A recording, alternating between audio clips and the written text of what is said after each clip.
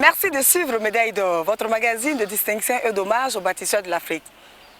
Comme vous le constatez, nous sommes à Accra, capitale du Ghana, et précisément à Kwame Nkrumah Memorial Park, à la rencontre d'un Africain pour qui les plantes n'ont pas de secret. Ayant compris que la santé est un préalable à tout développement, il s'est investi depuis plusieurs années dans les plantes pour soigner ses frères et sœurs africains, cibles privilégiées de toutes les pandémies. Madame, monsieur, découvrons cet éminent chercheur, Dr Cheikh Amin Bonzou, spécialiste en phytothérapie.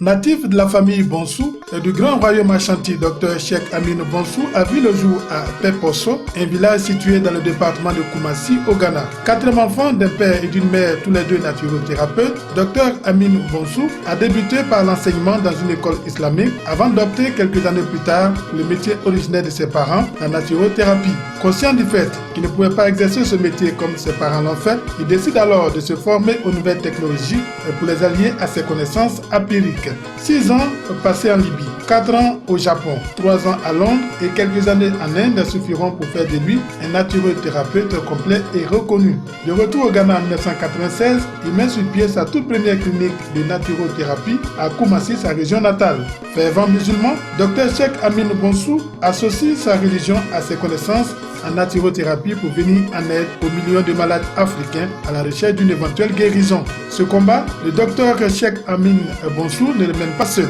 car il a le soutien de ses 4 enfants et de sa brave femme. Dr Cheikh Amin Bonzou, qui est notre invité, est donc le président directeur général de plusieurs hôpitaux et cliniques de naturothérapie au Ghana et ailleurs en Afrique.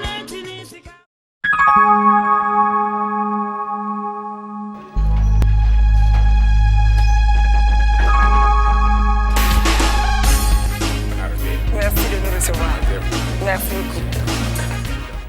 Alors, docteur, dites-nous, c'est quoi la phytothérapie? La phytothérapie est une partie de la médecine et c'est utilisé dans la médecine traditionnelle. Pour quelles raisons avez-vous abandonné l'enseignement pour la phytothérapie? Quand j'ai fini ma formation, j'ai enseigné quelque temps et puis après j'ai changé, je suis allé à l'étranger. J'ai passé 6 ans pour apprendre le traitement par le plan de la phytothérapie. En homéopathie également, on a appris et je suis rentré dans mon pays pour aider les gens à se soigner par les plantes. Est-ce que vous avez appris la médecine moderne? Naturellement, j'ai appris parce que quand on fait ce genre d'études, on cherche une base. Et cette base-là, je l'ai eue avant de me spécialiser. Comment vous avez commencé cette médecine traditionnelle? Je veux parler de la phytothérapie. I started it when in 1996 when I returned from Japan. When I returned from abroad, I started it.